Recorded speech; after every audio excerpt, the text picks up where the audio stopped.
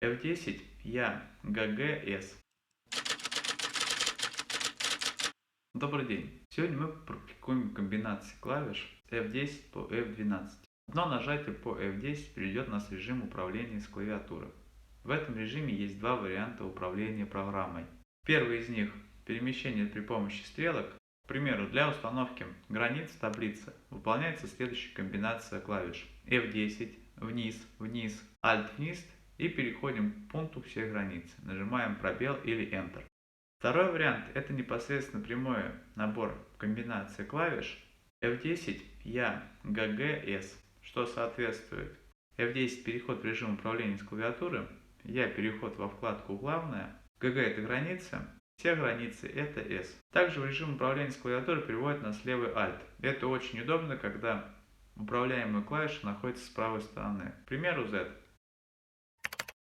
Shift F10 имитирует нажатие правой клавиши, в меню которой также можно переходить с помощью стрелок к же комбинации клавиш. Клавиши можно подсматривать на подчеркнутых буквах. Alt-Shift F10 используется для перехода в окно Smart Tag. Если этих Smart Tag'ов несколько, мы можем использовать комбинацию клавиш повторно и переходить к следующему Smart Tag'у. Ctrl F10 развернуть окно.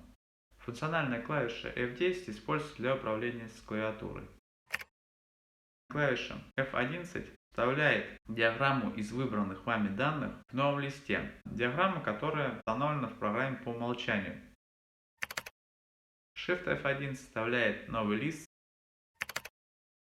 Alt F11 открывает редактор кода VBA. Функциональная клавиша F11 дает возможность вставить лист или диаграмму, а также открыть редактор кода VBA.